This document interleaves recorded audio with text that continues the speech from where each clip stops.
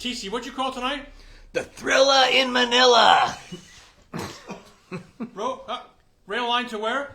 Nowhere. Oh, we're going somewhere now. Bridge to? Nowhere. Downtown to? Nowhere. But what are we going to talk about? To explain to us what's going on. Santa Cruz County Supervisor, Manu Koenig. Nice to see you guys. He's been on the show way too many times. Too many. Thank you for coming back. And the legendary, honorable mayor of Santa Cruz, Mr. Fred Keeley. Good evening. Also known as Mr. Dog. Starting off on the right foot. There you go. So, TC, where should we start? I think we should start with the bridge. Can we skip the bridge? Would you mind? No, go ahead. What I want to talk about. Skip the bridge. I want to talk about the rail trail because I feel like it is newsworthy.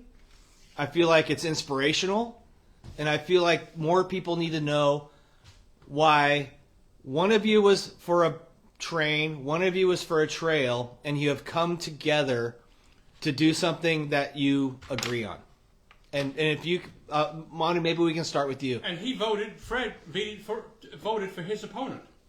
Well, yeah. I mean, so when I last ran for re-election in 2024, it's true, Fred did endorse my opponent. And I have to admit, when I saw that mailer, Fred, I was hurt. Were you pissed or were you hurt? And I was hurt. Okay. I was hurt. Because Fred and I knew each other before that. And so it was clear that something had gone terribly wrong. And so after I won fair and square, I reached out to Fred and said, we got some work to do here. And we started, having breakfast from time to time. And, eventually the opportunity came up to make some progress for our community on this little rail trail issue. And, we just, we were looking at what's going on in Washington and saying, well, that's not working. Maybe we should try something different. Who called who for breakfast? He called me. All right. Where'd you go? Well, I only take it with a pretty serious upscale. We meet once a month at the Santa Cruz Diner. Perfect. Good call. Good call. Plus, it's 100 yards from your house, too. Right. Big menu. Oh, big menu. Yeah. Okay, so what happened next? We started talking. And see, Manu and I knew each other before he ran for supervisor originally. And when he and another gentleman had a business called Civinomics. And I was really taken with how they were approaching this. It was a very interesting concept. I thought it had some good application. I liked that they were out sort of doing cutting edge work about how the democracy can work with people involved, but how do you get more people? How do you get to choices and decision making? So I was really taken with it. And then we ran for supervisor. We saw the issue fundamentally differently about should we have a rail and a trail? Should we have a trail only? Should we have, what should it be? We fundamentally saw it differently. You wanted a rail only, correct? No. I want a rail and a trail. Okay. See, I think that's what the voters voted for back when the good Measure D was on the ballot back in the day. That measure was right, TC, was very confusing. We didn't know what we voted no for. on D and yes on No. You're talking about a different Measure D. Okay, all right. There's two Measure Ds. Okay. There's one back in the day which said the voters are going to raise their sales tax for a certain number of years to do the Highway 1, trail, and rail. All three. That's what the voters voted for. Several years later, their Greenway ran a measure, also called Measure D, which was, we don't think, I'm going to characterize it, but the gentleman was really engaged in this, shall we say. My interpretation of it was, it said, the rail is probably unrealistically expensive, not enough ridership, not enough density in the population, not enough this, not enough that, and you're really going to waste a lot of time and money pursuing that. So what we should do is put a trail over the rail and at least get 2/3 of what the voters were promised. They were promised freeway widening, and here's your trail. And I think reasonable people can disagree on what all that meant. But the vote came out roughly 30% in favor of that idea, and roughly 70% opposed to the idea. So then, as time moved on, I think the RTC sort of got stuck in that position. I have a position, Manu has a position, Greenway has a position, Fort has a position, and it was like, somebody's going to be able to, how I win is somebody else loses. And that's where we started our conversation, was, that's not right. There's got to be a better way through this than I have to defeat Manu, decent person, intelligent person, good supervisor, doing a good job for his constituents. But you got to beat him. Why do I want to beat that guy? I don't want to beat that guy. Plus, we all have a common interest. I mean, like, whoever you are, whatever side of this, we all agreed that we want a trail. That's right. And it turns out we had money to build a trail, and that's what we promised the state of California that we would do, and that's what we got to deliver. And so a lot of this came together because there was a certain amount of urgency around making sure that actually happens, that we maintain our reputation in the state of California, and build what we said we could. They gave you the money. They gave us a lot of money. Let's be really clear. But you have to spend it right. You have to spend it right Let's away. be really clear what this is. They gave us I want to pause on this. They didn't give us anything. We made an application to claw back some of the millions of dollars that our taxpayers pay to the state of California, over $100 million, to be able to build 4 segments of the trail. And so it's not like somehow we went and got somebody else's money. We clawed back taxpayer money that we pay. And the contract was, you build these 4 segments for this amount of money. But when we got to the point of actually starting to build it versus when we got the contract, when we got the grant, costs had escalated. Mm-hmm. Well, we're not unique. Mm-hmm. Concrete went up, all the stuff went up, labor costs go up. Now our story is we can only build 75% of this with 100% of the money. And the state said, no. If you build 75%, we're going to take 25% of the money away. And we said, well, if you do that, we can build 50%. You see this, it's going to zero. Right. And so that's really got us going. We are the second smallest landmass county in the state of California, second only and the most the expensive. City County of San Francisco, which might arguably be more expensive. But anyway, we're the second smallest landmass county, and we got the largest active transportation grant ever given out by the California Transportation Commission. If we F that up, you think they're ever giving us any money again? Probably not. No. So our deal, that's what really got us to saying we cannot lose that money. So how do we preserve You it? can go back to taxpayers. With these 2 different belief systems, how do we do that? That's what we figured out. And thankfully, there was an alternative plan that had already even been cleared through environmental review, called the interim trail. I mean, interim because it's, will be there for at least 20 years. That's what it's got to be to fulfill the grant, and maybe longer. And what's nice is we go from like a $77 million deficit, not enough money, to actually having $25 million more than we need. And what I really like about the motion from the RTC is that we're going to look at options to preserve the tracks and really maintain that history wherever possible as well. I mean, yes, we're going to continue to study the train. Yeah. Not my preference, but right. Again, a principled compromise. And when you look at things like the High Line in New York, like what is so beautiful there is like how they've integrated the tracks in the trail experience itself. And I hope that with that extra $25 million, we're going to be able to do things like that up-level the design a little bit. It's amazing. I've mentioned this a few times. When we started this whole dream of a train, there was like 2 electric bikes in Santa Cruz, and now there are literally thousands of electric bikes. And I often call the trail now the electric bike highway. Because in the future is only more electric bikes. We're just going to get more and more. And I just see it as the corridor will be a transportation corridor. It just isn't going to be in the form of a train. Well, maybe not. It certainly isn't going to be that for the foreseeable future, meaning the next 5, 10, 15 years. But Manu and I think, and I agree on, look, the deal was always from back in the day with what I call the good measure D, was highway, trail, rail. Mm-hmm. And that's what the voters bought because they raised their taxes for that deal. Well, the highway's been delivered. And these things don't move at the same pace. Highway's old technology, right? Well, so are trails and rails. But expanding a highway is something Caltrans knows how to do. They do it all the time. These things, so get underway. There wasn't a lot of debate about that. The other two, there's debate about it. What's the right thing to do exactly? Right. So the trail is also something that the funds are there. As Manu mentioned, the environmental analysis has been completed. We now have a project. We have the funding. Now we can get this done. The jeopardy of losing that is what caused us to get going together to say, well, wait a minute, is the only way out of this is to, for anybody who supported the rail, is to say you don't get yours, ever.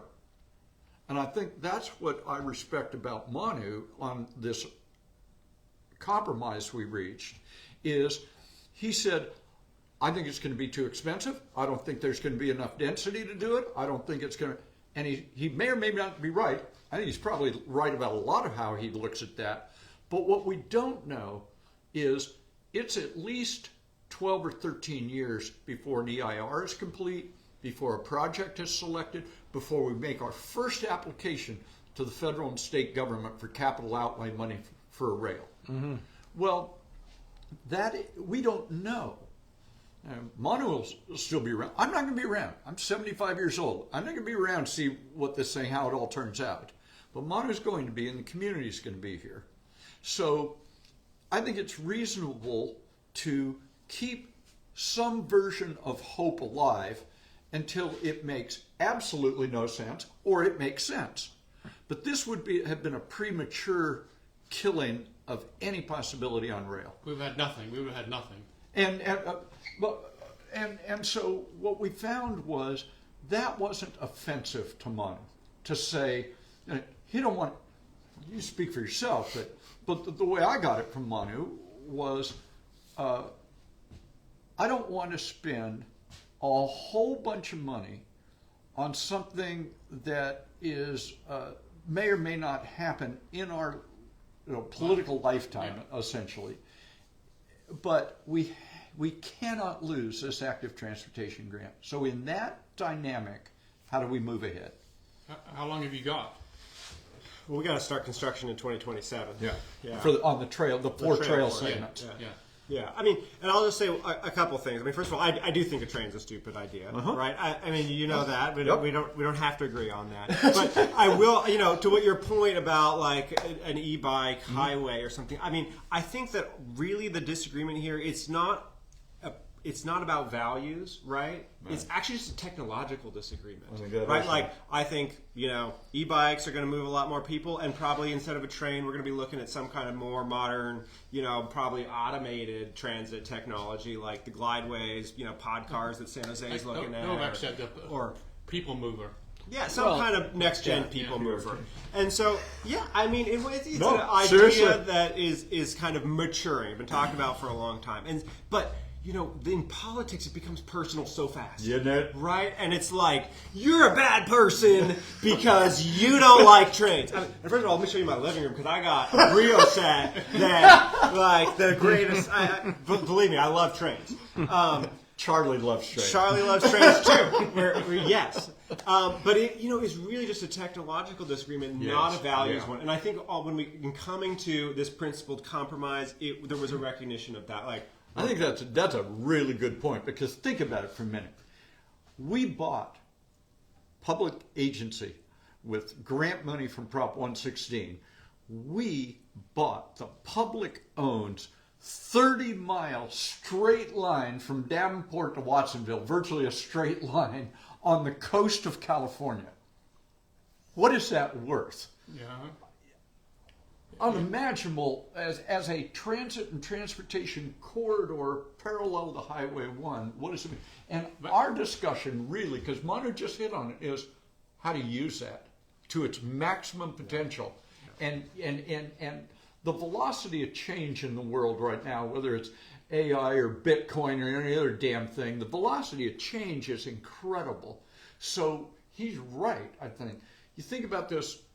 When I came back from serving in the legislature, the RTC asked me to head up something called the Transportation Funding Task Force in 2006. Here in this county?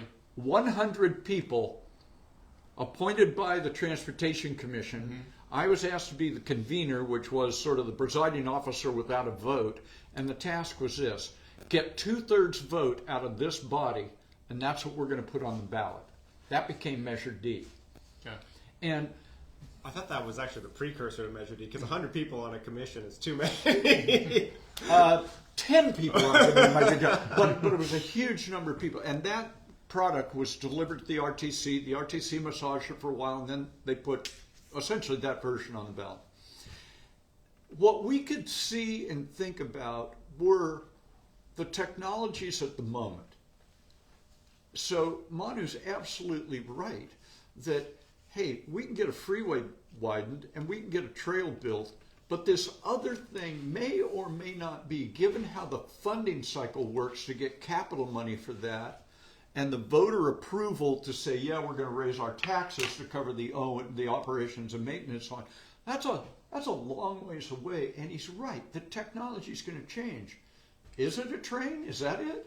Is it something else? But what we can't do, I think, is say we bought something worth billions of dollars for a very small amount of money.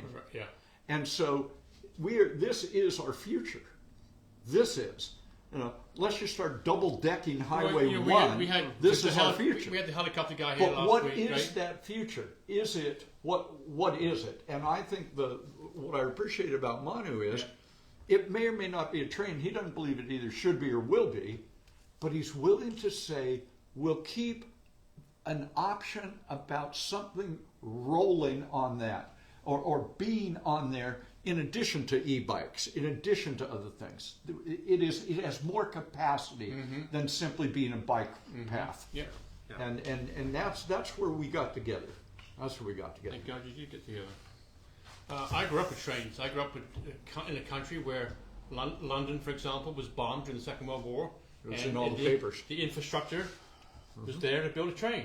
You know, the place was flat. Here's a train. You can't do it. You cannot do it after the fact. Well, the other thing that Europe and London has in particular is density. Yes. Right? I mean, a lot of it, like, we've got this sort of shock and horror about the 5, 6-story, 7-story buildings going on. I mean, look, come on, you go to a small village in Europe, there's 5-story buildings, okay? So, like, that was the starting principle in Europe, is villages, walkable, full of 5, 6-story buildings. And so when you talk about trying to develop transit in our layout, where it's like 2, maybe 3, like our density's not quite there. Yeah. And I mean, I think that's a trade-off that also people don't realize. If you're going to make $1 billion, $4.3 billion, $6 billion investment in transit, like, you got to upzone to make that pencil out. Yeah. One other thought. Yeah.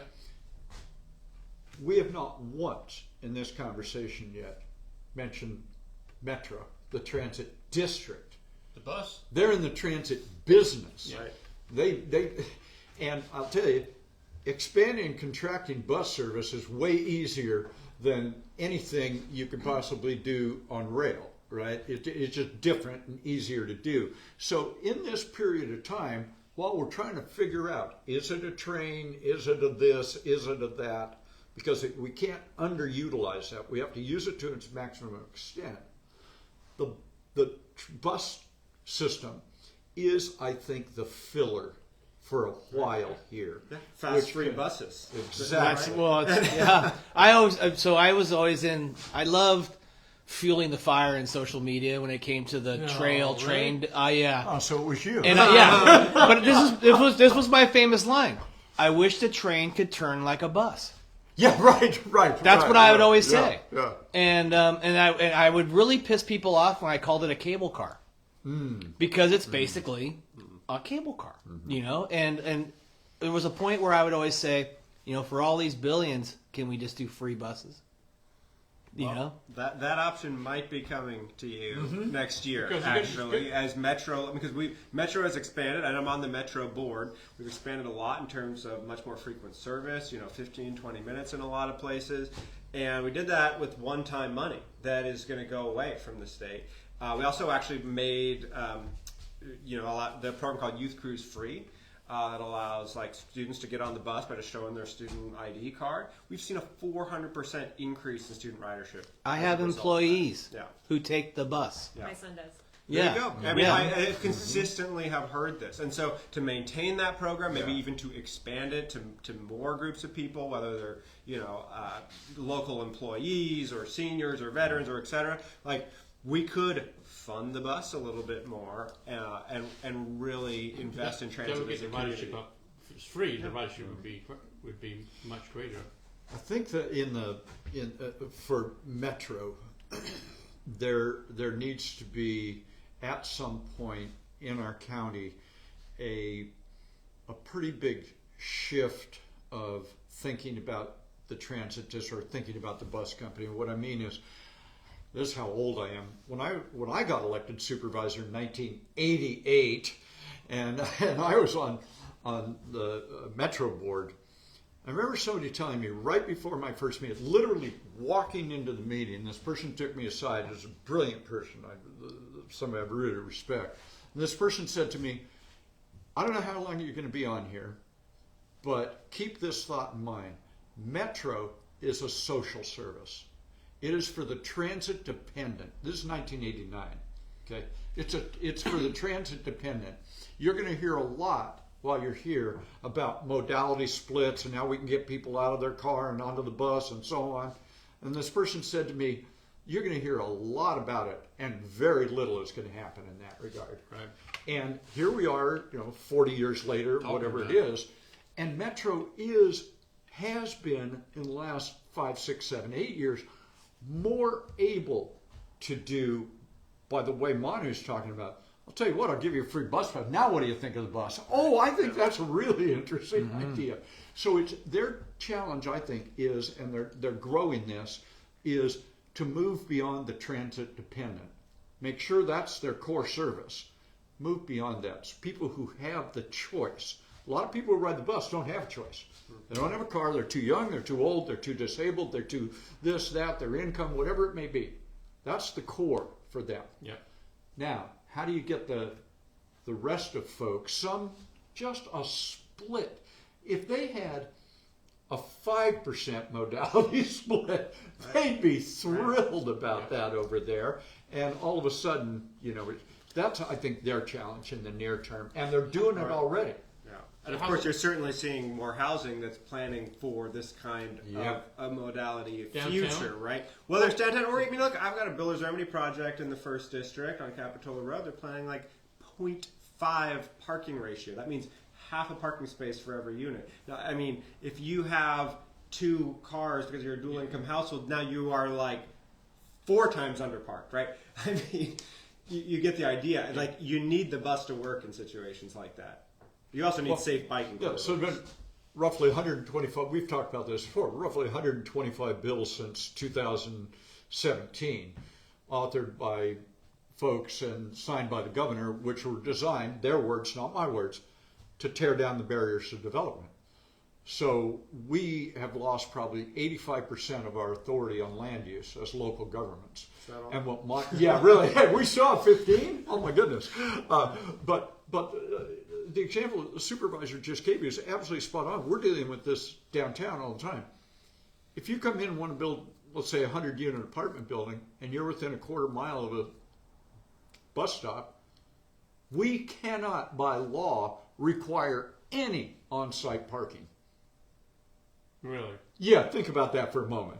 Can you say that again? Yeah, I would love to hear you say that one more time. Okay, I'll say it again. You want to build, let's say, a 100-unit apartment building downtown Santa Cruz, and you're within a quarter mile of the bus stop. Yep. We cannot require, the law prohibits us from requiring that developer to even put 1 parking That's unbelievable. on site or off site or anything else. So, when you get into this stuff, it's a little easy. It's a little more complicated than firing off a social media post. It's a little more complicated. Yeah. And but what that does, I think the supervisor is exactly right. Then what's the remedy there for the transit need for the people that are going to be living in those buildings if they have no parking? Well, better have a robust bus system. Bus or bike. And let's be honest, people are going to have cars. And they're going to have cars. Yeah, and that's just life. But what's interesting is a lot of the negative feedback I see about these new proposals and buildings downtown is people are complaining about the lack of parking downtown.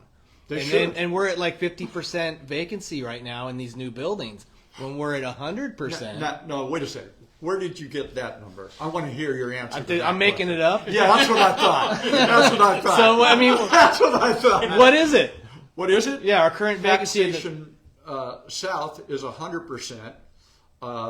The Anton Pacific's 100%, and Pack Station North is 100% leased out already. Already, this story that nobody's going to live there, the rents are too high, the this, that. Pack Station North is 100% affordable. See, this is why we have you here, Fred. That's why you have it. Give us an idea of the dollars as far as when you say it's affordable for one bedroom, for example.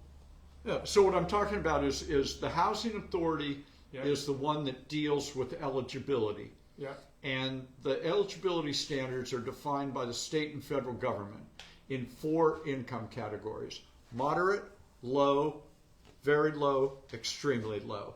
And it's a percentage of the average median income in your area. And so these are going to be affordable for folks in those income categories. How that works and how they become affordable for them is that the state issues tax credits. And those tax credits, low-income tax credits, you can take those literally, not figuratively, literally take those to the bank. And that's part of the stack you're trying to fill up to build the building.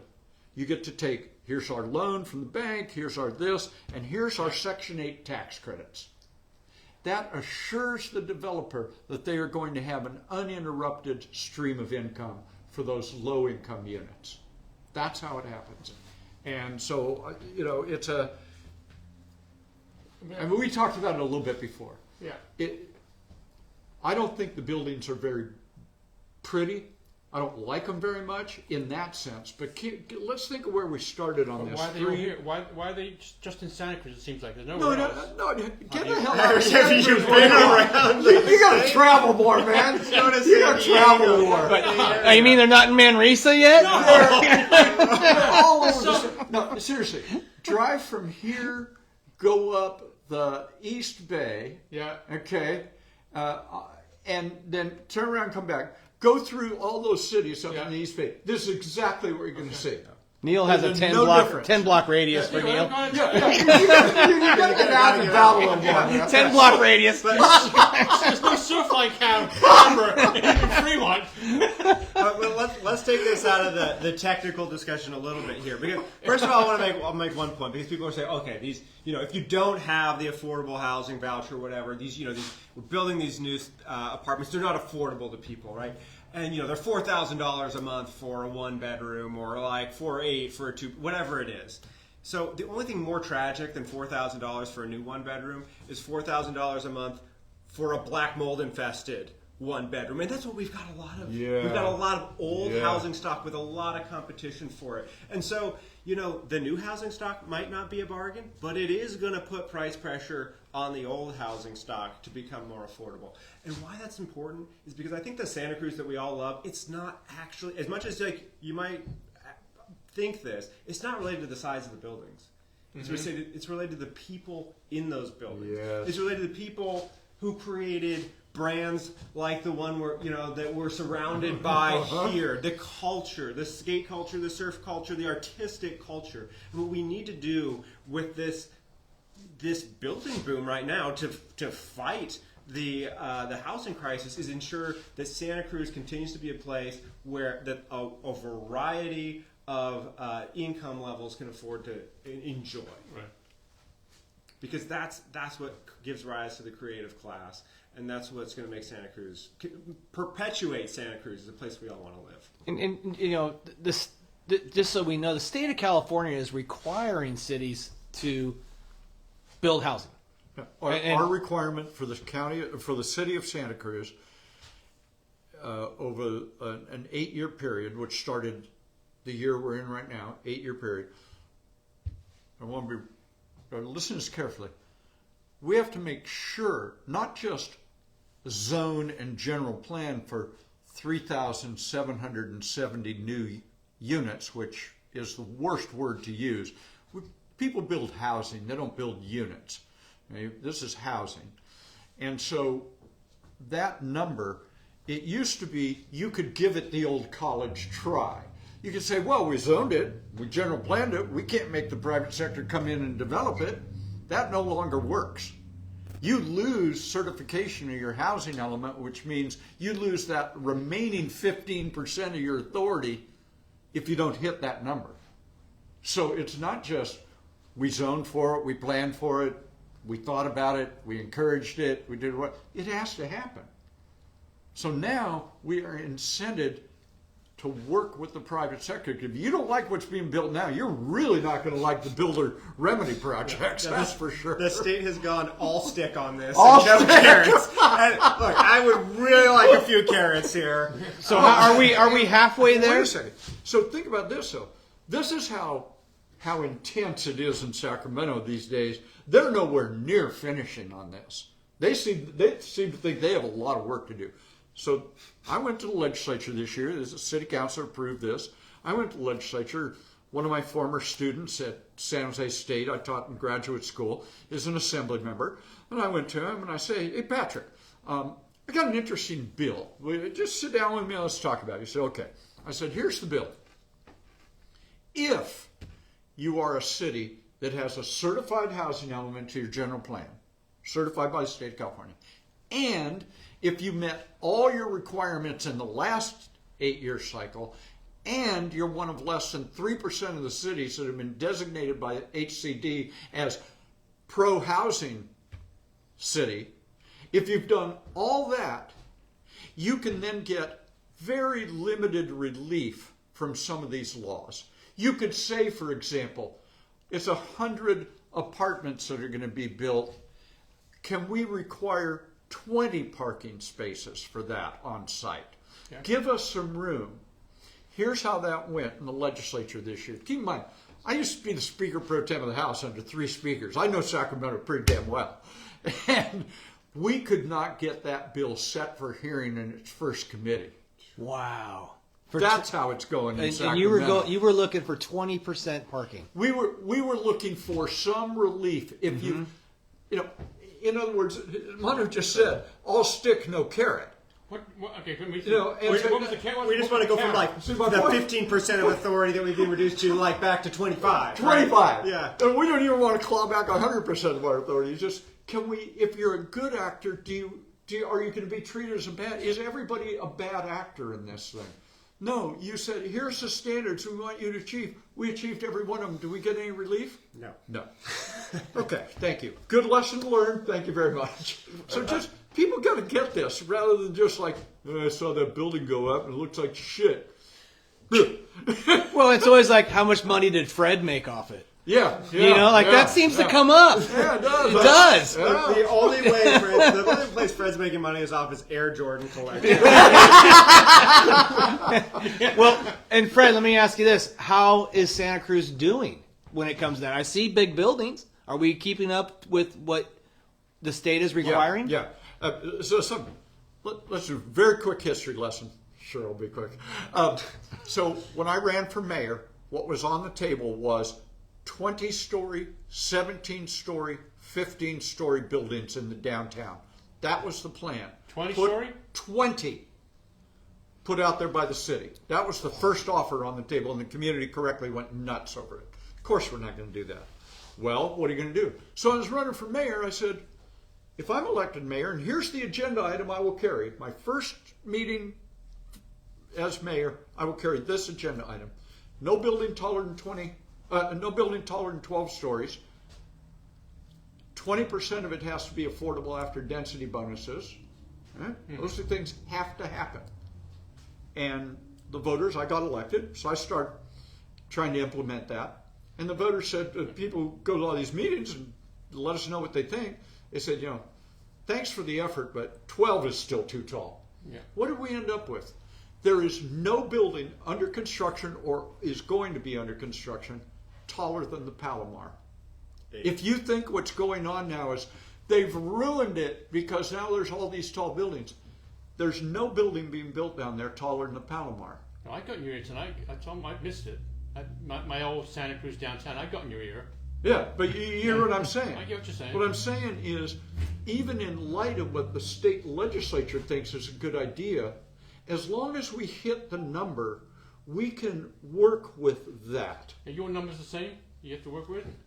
Basically, I mean, I think actually our number in the county is a little bit higher because they say, Yeah, oh, we've got 50% all of the this population. area, we've got 50% of the population. Of course, it's got to be built in the urban area, which is primarily the first district. So, yeah, I mean, I've got Fred's problem times two, basically. And you know, what Fred, what you've just discussed, I feel like that message doesn't get out to the public well. Mm-hmm. You know, and I don't know if that's a communication problem with the city or with local media, but when you're not, I mean, you're doing what is required of what the state is telling you to do. This is not Santa Cruz trying to, you know, as some people say, wreck downtown Santa Cruz. Yeah. This is, you're just following what you have been told by law.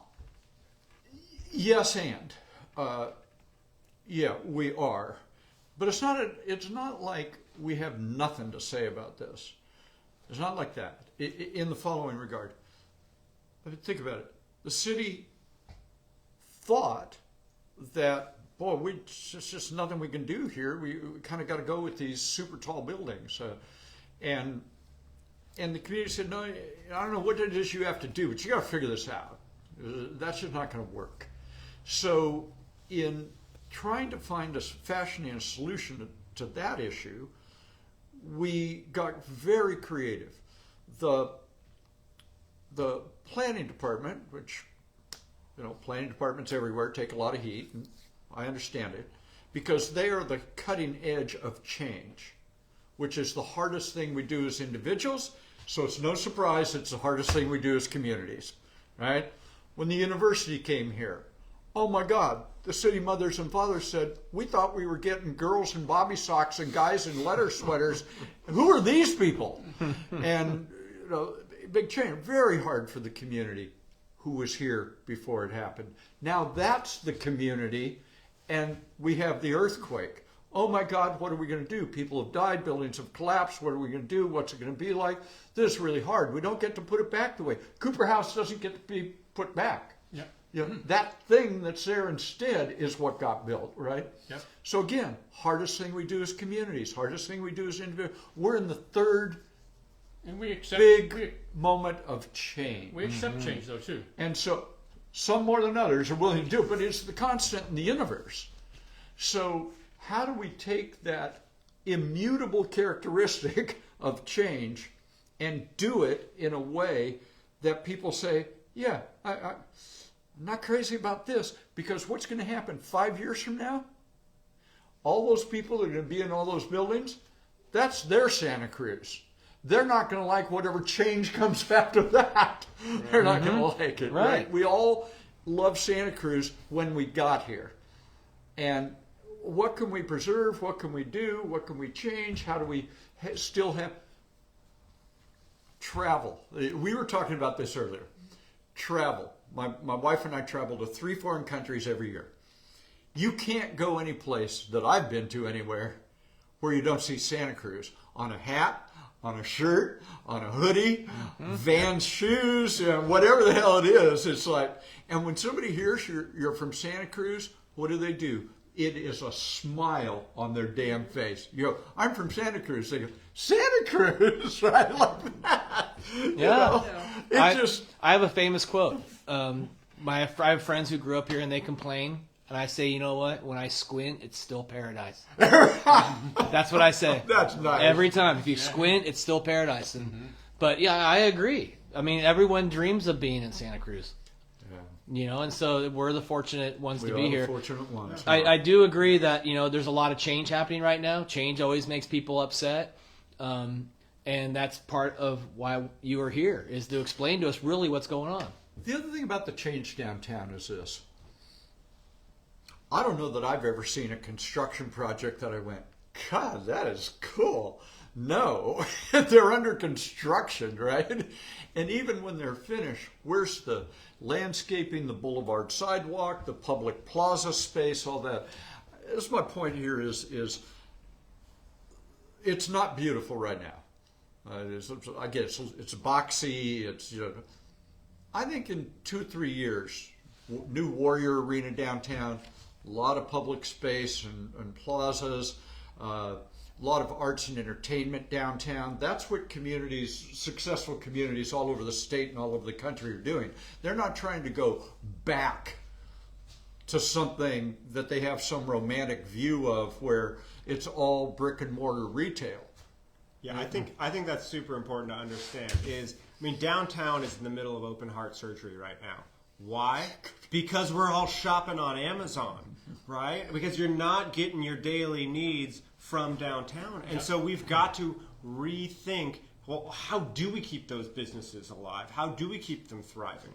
Well, it involves, 4 to 6 stories of installed user base in the form of residential above those businesses. It involves a huge draw like a new stadium, which is really also a concert venue and every other kind of awesome event you can think of, bringing people down into that now moving from retail economy to entertainment economy, right? So if you love downtown Santa Cruz, this is actually how we save it. The alternative is the ghost town, right? I totally agree. And as a retailer in a world of Amazon, yeah, I have to give back to the community. I have to put on events. I have to have dynamic product. I have to pay more attention to my business. And a lot of these people, we talked about the Seabright area, a lot of people aren't thinking that way today. And the strong will rise to the top. And then there are the bars and the clubs and the art galleries and other things that are going to be downtown for that nighttime life when the Warriors are playing more and there's concerts again. Warriors play 24 home games a year. And there's probably another 25 days a year the arena you could see that it's being more or less kind of sort of used. Change that to 175 days a year. Right. As the gentleman says, with a built-in consumer base there, and from the point of view of the fiscal condition of the city, we're banking on that. And if I had a bar downtown, I'd be like, please, can we get that going? Or a restaurant or whatever. But and that's and the county's banking on you doing that right here. You were talking about the catalyst. There was a big hoo-ha right this week with the catalyst, but going down with the axe, with the caterpillar. It's coming down. Do you want to give us what may happen to the catalyst? Well, my position is this: the out-of-town developers have said we want to come in, tear down the building, then we'll do a new Catalyst nightclub on the ground floor. 3 or 4 stories above that will be housing, and if they can be negotiated with to say, this isn't a hope, this is what we are going to do, and you can even write it in as a condition of our development that the Catalyst nightclub is going to be on the ground floor. But keep in mind, Catalyst nightclub is a private business. They and the developers have to work that out. That's between them. But I think we need to do that. I'm not one of those that thinks the Catalyst building itself, that somehow the government needs to step in and preserve the building. I mean, it used to be a bowling alley. Everybody's got a great story about something that happened to them at the Catalyst. But the building and everybody wants to hold on to that, and they drive by and they remember that wonderful thing that happened, and so on and so on. Again, if you like the Catalyst, wouldn't you want the Catalyst to be able to step up a little bit who it can draw into town, because it's a new thing, a new nightclub, but it's still the Catalyst. Catalyst hasn't always been there. Yeah. This is its second location. So I love the Catalyst as an institution in our city. I'm willing to work as best I can with the developers to try to get them to make that deal. And the magic of the Catalyst is in the air. It's not in the building. It is in the atmosphere that hangs there. I mean, look, I'm here because my grandparents met through mutual friends at the Catalyst. They decided to hook up my parents, and here I am. But I mean, and it's there we go. It's not just the Catalyst, though, right? I mean, look, another example: the flea market. Right. Currently, the old drive-in site currently empty. I mean, I grew up going to the flea market and riding my little fire engine around there that I found at some stand. And my vision for the flea market site is actually not dissimilar. Right. How do we bring back like the Santa Cruz Bazaar? Yeah. Right? Yeah. Like, that's what should be there. Yeah. And the way you get there is you build some housing and get on top of it to make a project like that pencil out. Josh, a quick question: builders. So you talk about out-of-town developers. Where are the in-town developers at? Oh, there are a lot of them. There are a lot of folks that build. Owen Lawler and the folks at the Seaside Company. A lot of these folks are local. Well, I mean, I just mentioned that they happen to be the people that bought it are a San Jose firm. Okay. There's a lot of people investing a lot of money in Santa Cruz these days, in housing in particular. Someone just commented that the Catalyst building should be preserved, and I, for one, honestly, the building's beat. It's beat. It is beat. It is a shadow of its former self. Yeah. And since Randall passed away, the Catalyst hasn't been the same. And so I'm not connected to that building like some people are. I like what you said. The Catalyst is about the air inside. I would like to see a facility that draws bigger names. That's one thing that Santa Cruz is really missing. Exactly. We've lost the Civic. Yeah. The Civic used to. Bob Marley played at the Civic. I mean, let's get some. We don't have that venue. Maybe the Warriors Arena could be that. The Chase Center. They're trying to book every big act in the world there. And hopefully we can have because Santa Cruz. It's going to be probably 4,500 capacity when set up for music.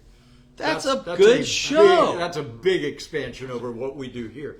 But we don't need Chase Center here. Right. What's Mountain Winery hold? See, well, I don't know. Less. But what we, Not that I many. think what we're thinking about, and I think the folks are trying to develop that thing. All we need to do is go up a little bit in terms of capacity in some of these places, whether it's the Catalyst or a new arena and so on. You get to a point where you're missing a whole segment of entertainment, arts, entertainment, music, etc.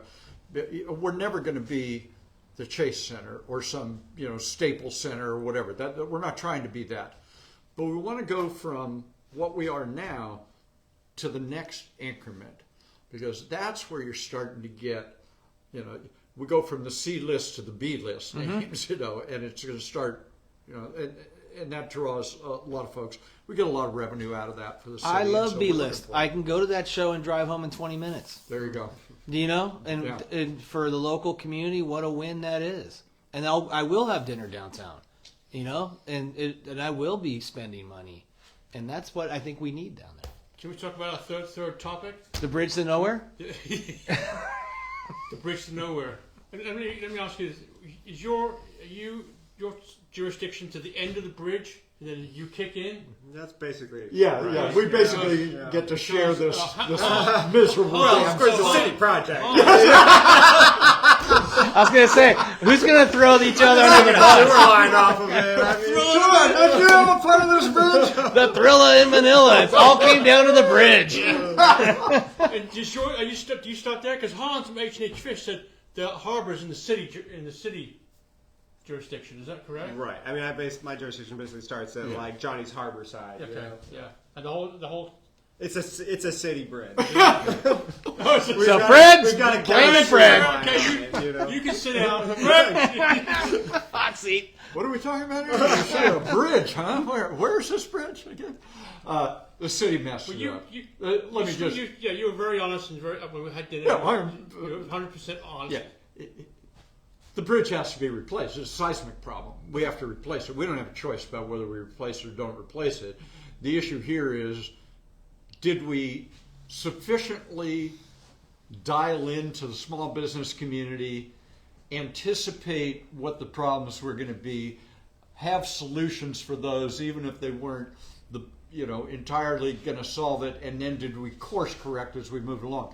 We didn't do very much of that. Now, if you go over and you talk to some of the folks in city government, they'll say, no, Mayor, that's not true. You know, we held this community meeting and this community meeting. That would, I won't say it was exactly just a check the box, but it was not what was needed on this project. Those folks do rely on the traffic on coming down Seabright and going across the Murray Street Bridge. I mean, that is 17,000 cars or whatever the hell the number is on a regular basis. And so you shut off their lifeline and don't provide them with a meaningful alternative, their business is going to suffer. Yeah. And I think the city wrong-footed this one on that aspect, not on the engineering, not on the design, not on the, that's monetarily. No, I think anticipating what the problems were going to be, and so we came in late. What we've offered is a smorgasbord of opportunities for them. You know, would you like a low interest loan? Would you like us to reroute the bus? Would you like us to do this? And we've worked with them on it. Why would you get a loan if you're going out of business? Yeah, well, they're not all going out of business. Yeah. I mean, I'm going to push back on the principle that somehow they're all going out of business. They're not all going out of business. They're having a really hard time, and we're the cause of that for the most part. Yeah. And I stipulate to that. Yeah. I don't think we handled this well. We're doing better now with them and for them, but this is going to be a problem for them for another year and a half, 2 years. We do have one-way traffic coming next year, right? Yes, in February. This is going to get better. It's not going to get finished for a couple of years. It's going to get a lot better in the spring. That'll be a huge difference. 17,000 cars a day go back and forth. So if we can get one lane open, we're going to bring in 6,000-7,000 more cars to Seabright. Yeah, and that could be a huge help. I think February is the anticipated date for one lane. Yeah, But and whether we do controlled and it's two-way, you see that all the time, right? Or it's one way or something. I'm not a civil engineer. I'm still going to be fucked up. But it's going to be effed up until it's finished. But it can be less so. It can get somewhat better. It has to get somewhat better. Yeah. I mean, those people, this isn't their fault. Yeah.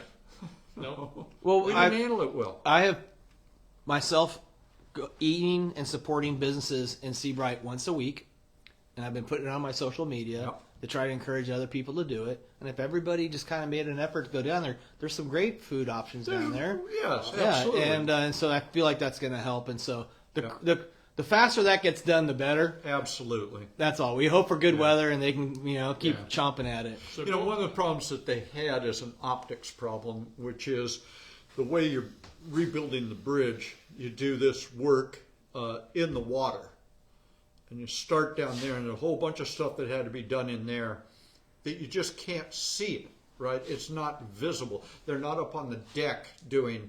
They're down in the water. And so what the heck's going on? Why aren't there more people working? Why isn't this happening? And so on and so on. So, I don't build a lot of bridges. I never build a damn bridge or replace one or anything else. I don't pretend to be an expert on it.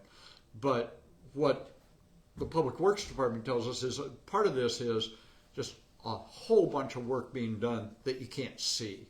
And it's going to start picking up in terms of what you can see. But I think the opening the lane is really the that's huge. Have dinner at the Crow's Nest and send him the bill. Why should you be any different?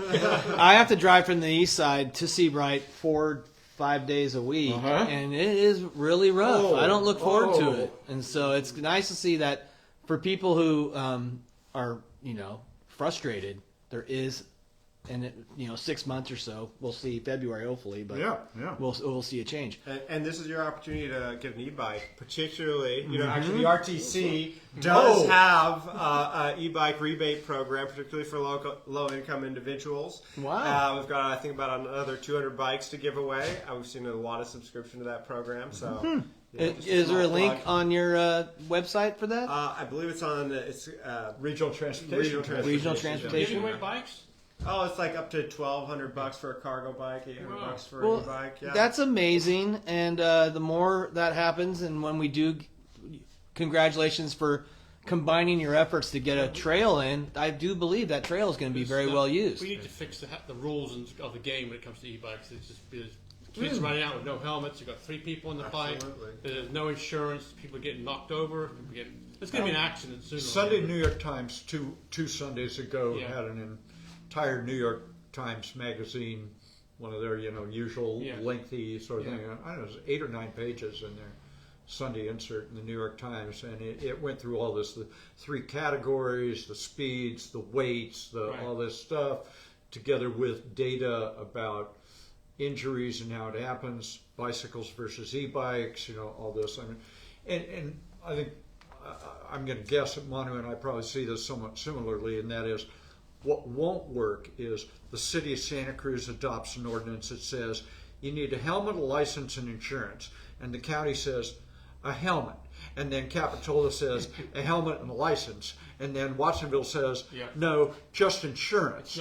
You can't do it that way. Right. You have to say state legislature, we need state legislation on this. Right. And it's friggin' crickets on this up there. It is crickets. And that's the thing, the state still defines an e-bike as personal property, not a vehicle. Right? They can't impound it if you get in an accident with it. No. Unless it doesn't have pedals.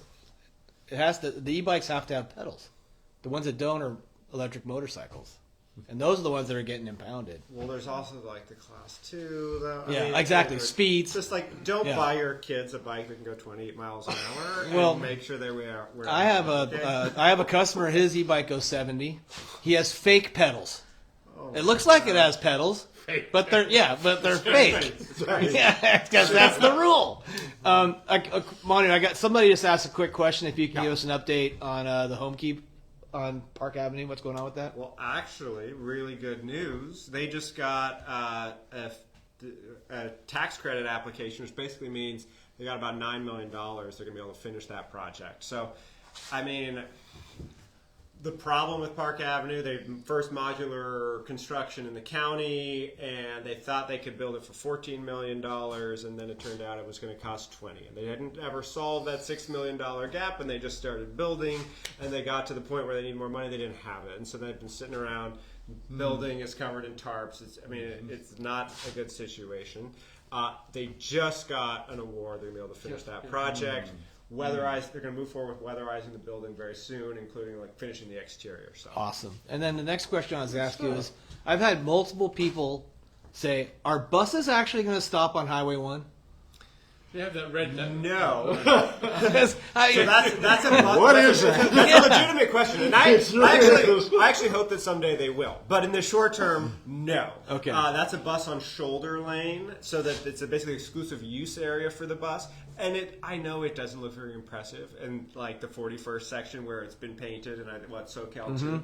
Those are like the shortest interchanges.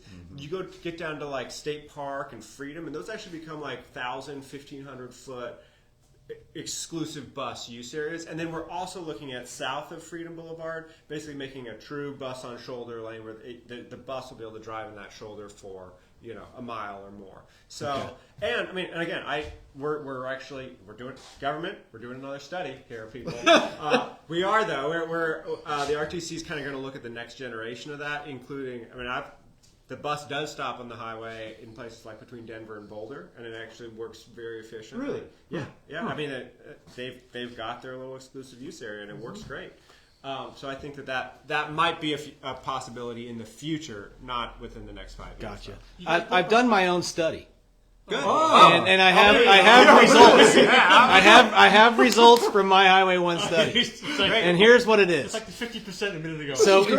So when you come down south on Highway 1 and you get to the 41st Avenue third lane, which is the 41st exit lane, an average of 8 cars get off and get back on. No, that's the Bay. But the Bay exit. No. They get off at they get off at 41st, but then they go straight back on the highway. And the problem is that all of Claire's and all of 41st are all trying to get on that ramp. That happens on Bay as well. They come down there on the Bay exit and get right back on the freeway again. And so a lot of times at Claire's, I will average 2 to 3 red lights because those 8 cars clog it up. Because they're getting off the highway and getting on, and they think they're so smart. Because they just passed 14 cars, and they're like, woo, woo. But meanwhile, I'm at the stoplight giving them the finger out the window. And so, so that's been my study. I don't know how... Are you counting? Actually, check this out. I told my wife on Friday, I'm going to get a beach chair, and I'm going to film it. Oh, my God. Because that's how... Because I race at Ocean Speedway, and I have a 24-foot trailer behind my van, and on Fridays, I go to the track. So you can imagine how hard it is on Friday afternoon. I have to be in that lane. And I get on it at the standard station. I go all the way up 41st in that slow lane. And it will take me 4 lights at Claire's to get back on there. So that's my study. Okay. My point being is there probably is not a way that you can make that against the rules. For the get off and get back honors. I mean, we could look at ramp metering in the future with the light. We're also, we could make actually Bay and 41st a couplet. So instead of two places to get on the highway, it becomes one, right? Like with a highway, you actually want fewer access points because all those merges slow down traffic. So those are some of the things we're looking at, like after this auxiliary lane project to improve the highway. Because I think it's actually slowing down the highway more. Because we have so many cars that are trying to merge now, because there's extras. They're adding extras to get onto that. I think the auxiliary lane between SoCal and 41st works pretty well. And like when we get the next one from from Bay to State Park done, like it'll help that much more with that choke. I totally agree because I exit 41st every time because I live on 41st. That it does help to get me off of one onto 41st.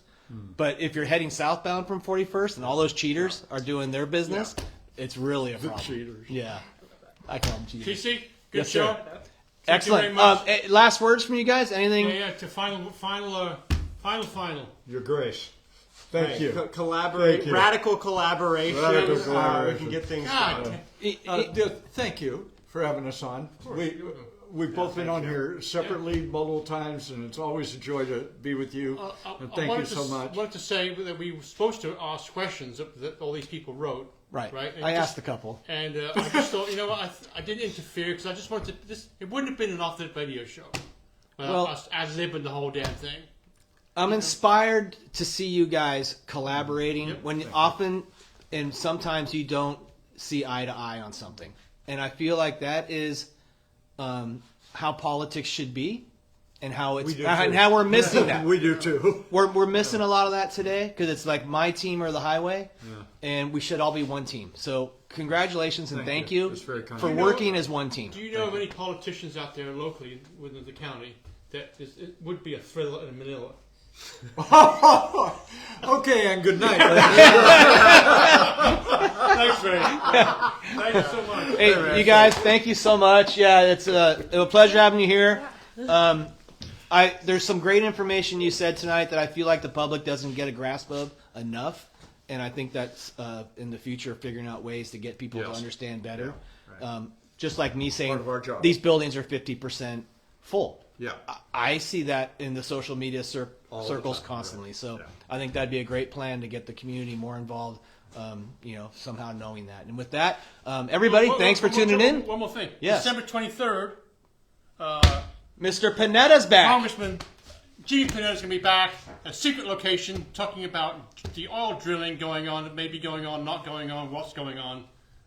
In the Monterey Bay. Next Tuesday. 23rd. The 23rd. That's going to be an Thursday, I think. It's an afternoon show. Yes. And then Jimmy Panetta's back. Yeah. All right. Well, that's going to be a great show. Again, you guys, thank you so much. It was great having you here.